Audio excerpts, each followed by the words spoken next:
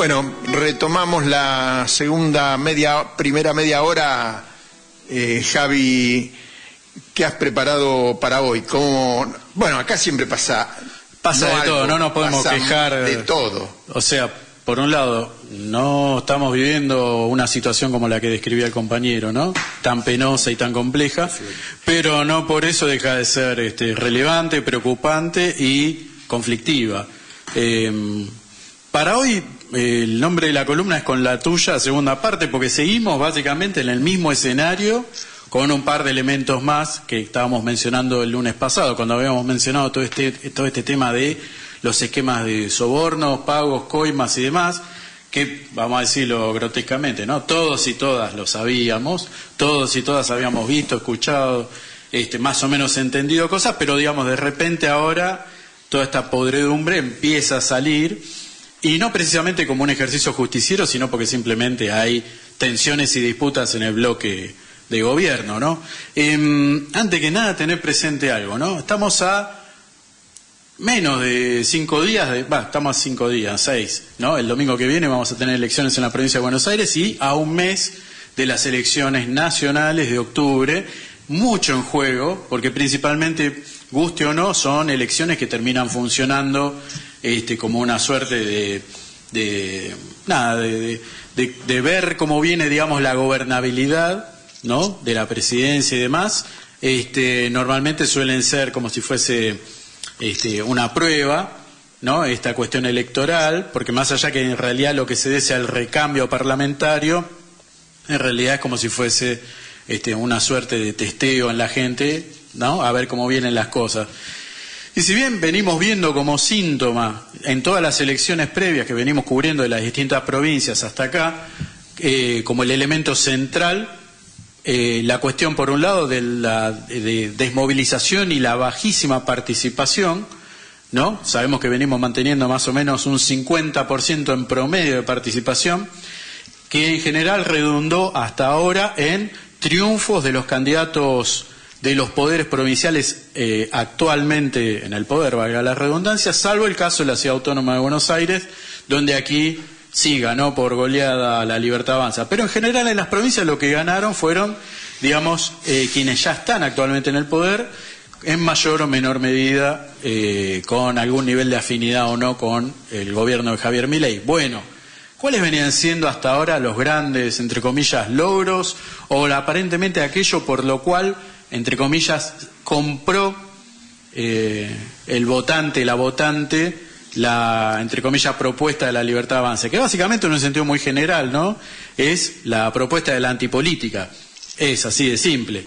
Venía básicamente con 3 conceptos muy generales, que uno era el tema del control de lo económico, que se tradujo supuestamente en las medidas que llevaron a el supuesto control de los elementos inflacionarios, que sabemos bien que se está dibujando y demás, pero durante bastante tiempo hubo un consenso, entre comillas, en gran parte fogueado por también los grandes medios, ¿no?, por tratar de sostener como que eso viene funcionando, que en realidad sabemos que viene funcionando en base a puros recortes, despido y demás, ¿no? Por otro lado está el discurso que digamos viene siendo lo básico de Javier Milei, que es contra la casta y en contra, ¿no?, del robo, de la corrupción, del choreo, digámosle, ¿no? Digamos, se hizo toda una bandera sobre eso. Y bueno, y el tercer elemento, que vendría a ser básicamente identificar al peronismo, particularmente al kirchnerismo, como el gran enemigo, ¿no?, de la sociedad, qué sé yo. Dentro de eso se hace una bolsa de gato donde se mete básicamente, ¿no?, cuando hablaba de la izquierda, el comunismo, lo que sea, bueno, el enemigo, ¿no? Estos eran, digamos, como los 3 grandes elementos que venía teniendo La Libertad Avanza como, digamos, su eje argumentativo. Bueno, lo de la cuestión inflacionaria se viene cayendo hace bastante tiempo, y en particular toda esta cuestión que siempre lo viene mencionando Horacio, y bueno, ahora seguramente en un ratito lo va a estar mencionando, el tema de que cada vez los números se están disparando más en términos de el aumento de servicios, el aumento de productos, el aumento de bienes primarios, básicos y demás, a la par que no aumentan los salarios, y a la par que aumenta así exponencialmente el cierre de lugares, de ámbitos laborales, y por supuesto como consecuencia el desempleo. Eso por un lado. Un dato. Sí. 4 años de Macri, una transferencia de 31.000 millones de dólares del trabajo al capital.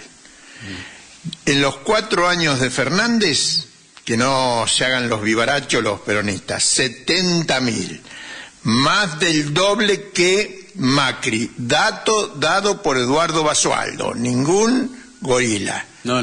Dato de Eduardo Basualdo. Y dato reciente que escuché de otro peronista, de Roberto Navarro, la transferencia del trabajo al capital en el año y medio de Milei es de 35.000 millones de dólares, superando el récord de Alberto Fernández. Bien, grandes logros que se vienen Estos dando. son los logros de la economía. Y todo el tiempo récord, porque estamos hablando de 1 año y medio largo, sí. ¿no? Eso es lo que estamos hablando. Bueno, ya mencionamos ahí cómo se viene patinando toda esta cuestión, el relato en torno a la cuestión económica, que era, digamos, como uno de los grandes capitales, ¿no?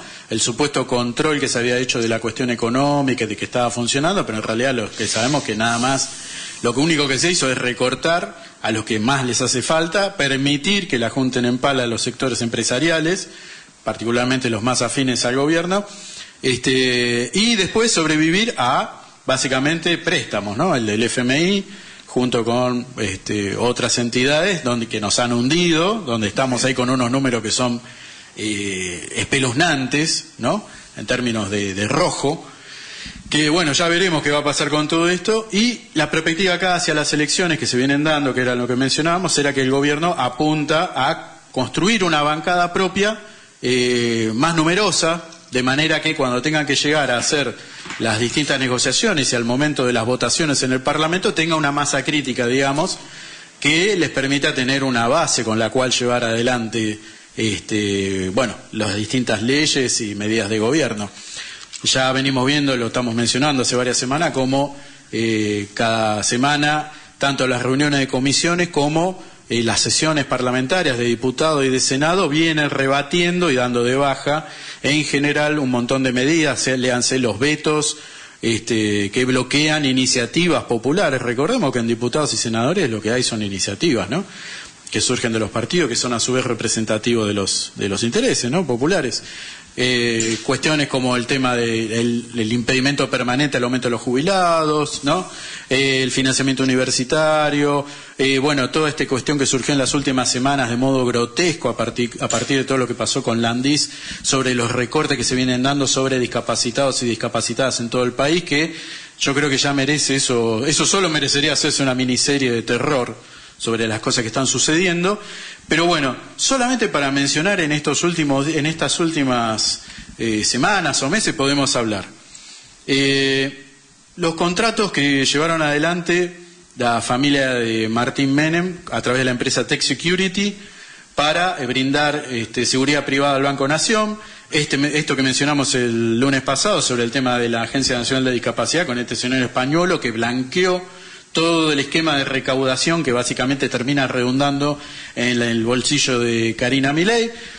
El tema de la contaminación del fentanilo, que sabemos que a su vez tiene vinculación con todo esto, ¿no?, con un desmaneje, con un no control y con un montón de prebendas y demás para los sectores empresariales para que manejen a su criterio aspectos tan cruciales como esto, ¿no?, un medicamento que termina contaminando y llevando a la muerte a más de 100 personas, ¿no?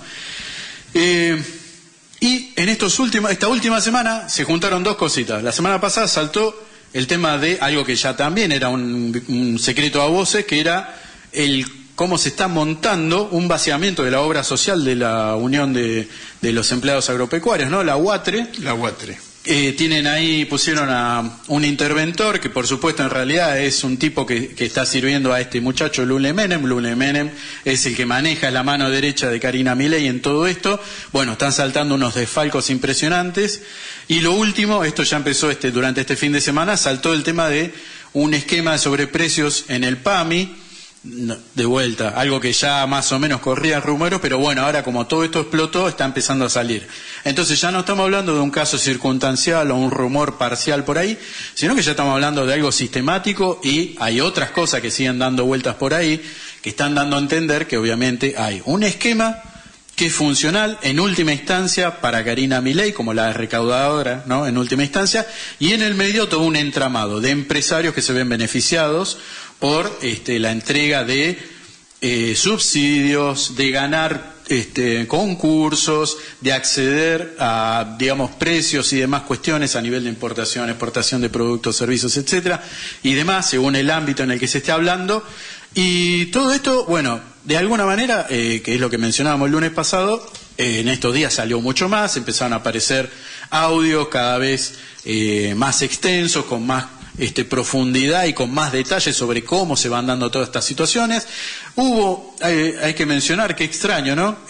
Una celeridad en el tratamiento jurídico, ¿no? De los jueces que están llevando adelante todo esto, jueces y fiscales, que de repente y como nunca lo están haciendo rápido, deteniendo, requisando, ¿no? Emitiendo órdenes de captura para un montón de personajes que están metidos en todo esto. Uno se pregunta, ¿no? ¿Cuál será acá el rol que tendrá Mauricio Macri, ¿no? ¿Qué vuelto se estará cobrando con todo esto? Porque ya sabemos, en general la justicia para quien es funcional.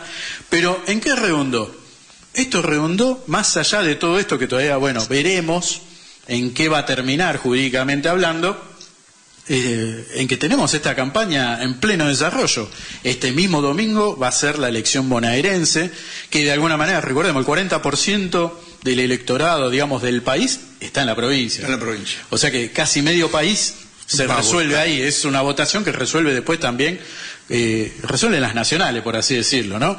Ganás la provincia y es... Aunque en la última Córdoba ha tenido un peso decisivo por la amplia ventaja que sacó. Sí. Y porque, bueno, también juegan a otra, ¿no? Pero bueno, ese es el mundo, como le dicen, del cordobesismo, otro tema. Pero bueno, ojo, también hubo ya líos con toda esta situación, ¿no? Porque también...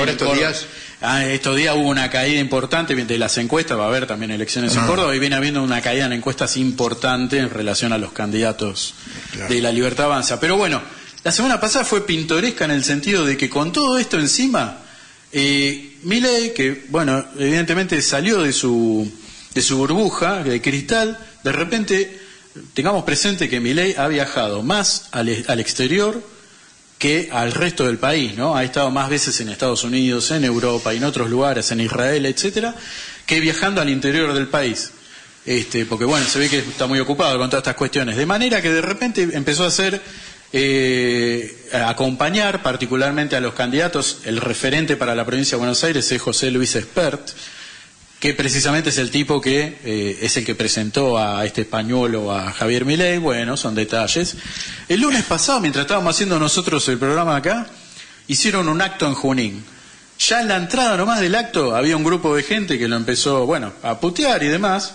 Este muchacho Espert salió a querer hacerse el guapo, pero bueno, no le dio la nafta. Se comieron un par de regalos que les revolvió la gente de allá del lugar. Sin embargo, bueno, pudieron llevar adelante la actividad recontrarrodeado de polis, y no precisamente siendo el personal de la Libertad Avanza, sus militantes, digamos, los más numerosos, ¿no? Sí. Había más gente en contra que los propios que estaban bancando ahí. No habiendo terminado de cerrar esa cuestión, y ese mismo miércoles se lanzaron a hacer una caravana por el centro de Lomas de Zamora. El intendente de allá, este muchacho Termín, les dijo, che, miren que no está muy bueno que vengan en general un día de semana a hacer una caravana política, acá la gente está laburando, qué sé yo les sugiero que no vengan, pero vamos a ir igual. Se juntaron más o menos, no llegaban a 100 los de la Libertad Avanza. Creo que había más polis y seguridad encubierta y demás que militantes propios, y sí se juntó mucha gente a putear y a reclamar, lo cual fue vivido particularmente por Milei y Espert. También estaba Karina, bueno, y otros muchachos, ¿no? De todos estos personajes. Ellos hablaron, porque les empezaron a revolear cosas, que básicamente hablaron de cosas como que se les revolearon baldosazos y piedras. Lo que se vio en los videos hasta ahora fueron frutas y verduras. Pero bueno, eso se quiso vender como atentados, intentos de magnicidio. Lo han dicho así, ¿sí? No, después. Dale. La cuestión es que no duró 10 minutos la famosa caravana, que se pretendía atravesar el centro de Loma de Zamora. Sí, hasta Lanús. No, hasta Avellaneda. Bueno, querían hacer un viajecito, lo normal, ¿no? Eso hubiese sido eso. A las 2 cuadras terminaron de suspender todo, metieron a Milei en un auto con Karina, salieron corriendo, Esper se lo llevaron tirado ahí en una moto y se escaparon, corriendo, bueno. Ya un poco daba la tónica de cómo venía la cosa. Este sábado tenía que tener lugar un acto en Olavarría, que se suponía iba a ser casi como el cierre de la campaña de La Libertad Avanza, donde iban a estar todos los candidatos de todos los distritos de la provincia.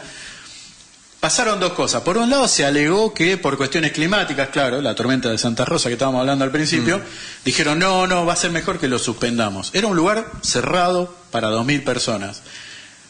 2.000 personas uno piensa que puede juntar, ¿no? Capaz invitando, trayendo amigos o usando alguna que otra dádiva que ya se han visto en actos anteriores de La Libertad Avanza, pero parece ser que en realidad lo que pasó es que le dijeron, mirá, si vas a estar vos, Karina, va a estar Martín Menem y no sé quién más, los propios candidatos le dijeron, mira, ¿sabes qué? Mejor no hagamos acto, cada uno va y se saca foto en su pueblito y va a ser más copado eso porque sos piantavotos. Están apuntando a tratar de, aunque sea salvar las ropas mínimamente y poder meter algunas cosas, porque en principio los números vienen dando bastante flojos. Y el viernes había tenido lugar, si mal no recuerdo, en Corrientes hicieron un acto porque estuvieron las elecciones de Corrientes. Y acá se dan varias cosas interesantes a tener presente, porque por un lado hubo este intento de marcha, caminata, qué sé yo, que pasó lo mismo que en Loma, no pudieron hacer 2 cuadras, que la gente, pero allá sí, ya un poquito más caldeada, salió directamente a revolear cachetazos y demás.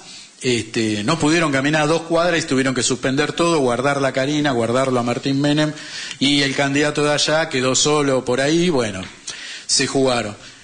Ganó este muchacho Valdés, que es el referente que le estaba disputando al otro referente histórico del radicalismo de allá. En Corrientes básicamente ganó el radicalismo, ¿verdad? Pero es un hecho histórico, no es algo novedoso.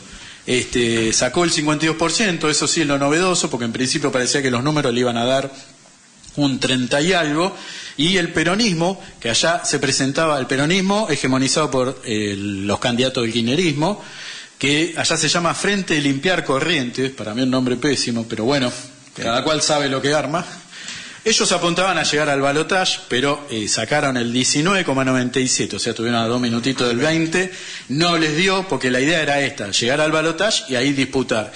En alguna mente extraña, como la de Karina Milei, parece ser que este candidato que presentaron, Lisandro Almirón, se lo presentó Lule y le dijo, metelo a ¿no? Pues seguimos con Lule y Karina metiendo este tipo de cuestiones. El muchacho sacó el 9,51 y tercero quedó Colombi, que es el anterior referente del radicalismo, ya fue gobernador también en su momento. Aquí lo que hubo es algo parecido como la interna de Tucumán, ¿no? Se terminó de definir una interna y ahora Valdés es el hombre fuerte de la provincia. Pero si bien muchos lo quieren presentar como una caída, como una pérdida, como un gran desfalco de La Libertad Avanza y qué sé yo, tengamos presente algo. Hace no mucho más que un mes, Santiago Caputo estaba cocinando todo para hacer una alianza entre La Libertad Avanza y Valdés. Hubo reuniones. Pero ¿qué pasa? Parece ser que le jugaron a decir, mirá, nosotros te vamos a meter todos los candidatos acá y vos sabrás qué hacer. Valdés hizo sus números y dijo, no. Ahora se quiere presentar como el gran referente, ¿no? Que en parte lo es, pero a lo que voy es, no estamos hablando de que aquí ganó una suerte de oposición anti-Milei, estamos hablando de tipos que son hiperdialoguistas, que le han votado leyes.